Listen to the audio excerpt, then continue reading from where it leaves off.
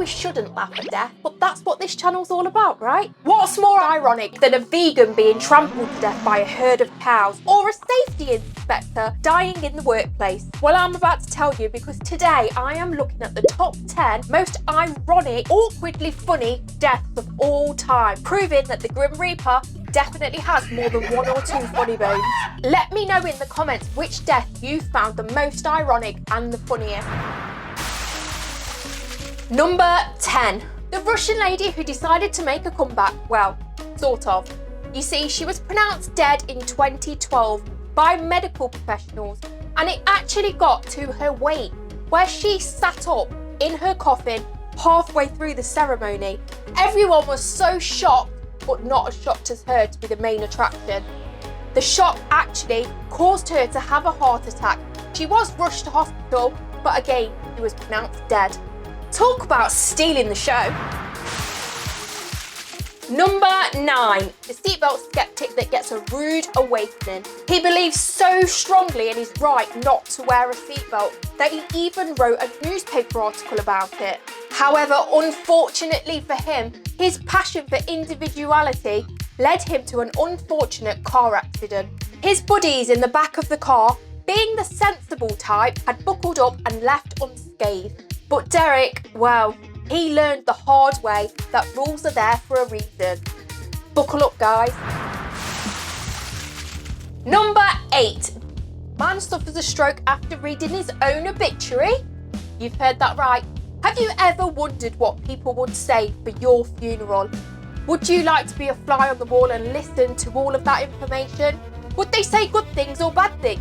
Marcus Garvey had a real run-in with the bad press when a newspaper prematurely pronounced him dead. But if that wasn't bad enough, they painted a pretty horrible picture of him, describing him as broke, alone and unpopular. The article proved fatally upsetting for him when he had not one but 2 strokes. And we all know what they say about brain damage and masturbation. Too many strokes and there's no going back. I promise you, these deaths only get more ironic, and the next one is a good one. Number 7. Jogger loses the race with death. Jim Fix was a poster boy for jogging. We're not talking about Jim will fix it here, we're talking about Jim Fix. The guy even wrote a book about his beloved sport and was also the face of cereal commercials. So naturally, our friend Grim decided to give him the ultimate ironic treatment. While pounding the pavement doing the thing that made him so famous and the thing that he loved, he dropped dead of a heart attack. Turns out even the experts can't outrun death. Number 6. Segway saviour takes a tumble. Jim Haselden, the man who brought a company that sells their weird wobbly things, them ones that make you go flying across the floor. Yes, them. The personal transporter that looks like it was designed by a drunken alien. That's right, the Segway. Well, Haselden decided to take one for a spin and promptly drove himself off the edge of a cliff. After that, the sales of the Segway quickly plummeted faster than Jimmy did. Number 5. Unlucky lawyer's leap of faith or foolishness. Gary Hoy, a Toronto lawyer, decided to turn his 24th floor office into a personal stunt show. You see, this man, he had a bit of an ego and he liked to show things off to his clients. His party trick was to demonstrate the strength of his windows. I don't know why either. And how did he do that? Running full speed at the window. Now, the glass itself was stronger than a nun's grip, if you know what I mean. However, what he didn't expect was the whole window to come out of the frame. Let's just say gravity definitely won that round. I wonder what the last thing to go through his mind was as he was falling. Probably the pavement. It's a little bit funny. Number 4. Crocodile hunter gets a stinging surprise. Now, I know you probably heard this story. It was literally world news. So our friend Steve Irwin. Crikey, mate, that's a whopper. Today I'm going to fight a crocodile. The faceless wilderness enthusiast, known for his khaki shorts and his enthusiasm for life.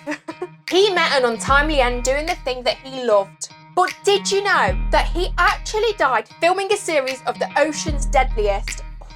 Now, if that's not irony, I don't know what is. Rest in peace, Steve Irwin. He was a great man. Okay, there's 3 left and I've saved the best for last. I promise you, these are all 100% real. Number 3, Death Row Houdini meets his match. Troy Leon Gregg was a master of escape, or so he thought. Just one day before his scheduled execution, he made a daring breakout from death row. It would have looked like a scene from a Hollywood movie, but what he wasn't counting on is that movie being Final Destination. In a classic case of out of the fryer and into the chip pan, that night, Greg ended up in a bar fight where he was beaten to death. He actually died on the same day that he was scheduled to be executed. Talk about your days are numbered. Grimm definitely had that day circled for him. Number 2. Prisoner beats the system but not himself. Yes, another prisoner one. This one is too good to be true. Honestly, I think on this day, the Grim Reaper had a meeting with Karma. Michael Anderson Goodwin had been sentenced to the electric chair for his heinous crime. However, he managed to escape the undesirable punishment by a successful appeal. He managed to get life imprisonment instead, which he must have thought was a victory, right? Well, he was definitely wrong. In a very bizarre twist, while enjoying some naked relaxation on a metal toilet, he decided to do some DIY headphone repairs.